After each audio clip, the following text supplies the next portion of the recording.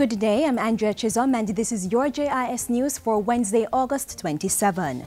Jamaica has received $1.7 billion in grant funding from the European Union (EU) to support the sugar industry.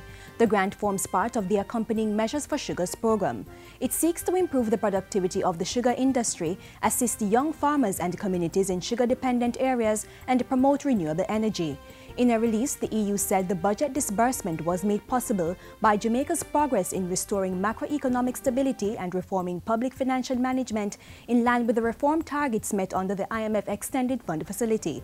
This latest grant from the EU brings total disbursements since January 2014 to 4.51 billion Jamaican dollars.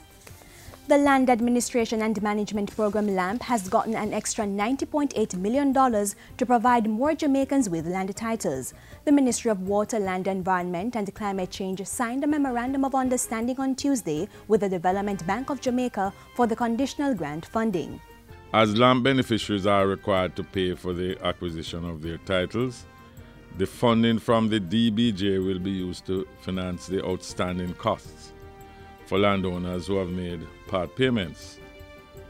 This funding will help to facilitate the increased delivery of titles under the program. Through this grant funding, 2,000 titles will be delivered in 3 phases between October 2014 and July 2015. The ministry is providing counterpart funding of $20 million for the operations of the adjudication committees in the beneficiary communities. Beneficiaries will be drawn from the parishes of St. Catherine, Manchester, Clarendon and St. Elizabeth. The Office of Disaster Preparedness and Emergency Management (ODPEM) has trained the island's first batch of emergency telecommunications operators. The operators, who will provide critical communication support during disasters, graduated recently. They were trained on the ODPEM's Emergency Telecommunications and Amateur Radio Communication Training Program with support from HelpAge International.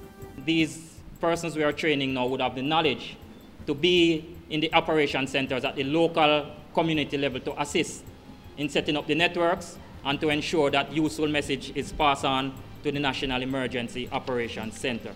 At the graduation, ODPEM also officially handed over 2-way emergency radios to some key stakeholders. The National Environment and Planning Agency (NEPA) is urging property owners impacted by beach erosion to make contact with them before implementing their own solutions. The caution was issued by NEPA's Director of Environmental Management, Anthony Mackenzie, who pointed out that persons could be served with an enforcement notice if they acted independently of the agency. At a community meeting in Alligator Pond recently, Mr. Mackenzie advised the residents to be mindful of breaches of the beach control regulations. Where people go ahead and do things, then the law requires that some enforcement action be taken. It would appear that some persons or some properties went ahead and put in structures. Right? We are not saying that the structures can't go in to protect people's property, but it has to be done under a license or permit from the NRCA.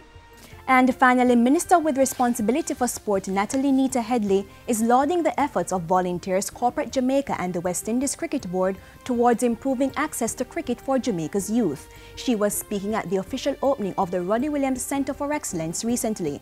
The Sport Minister stressed the importance of developing grassroots cricket nurseries. Grassroots programs like these consistently make the difference. These are the incubators. This is where we develop the talent. These programs take players to the higher level. And that's it for JIS News today. I'm Andrea Chisholm. Thank you for watching.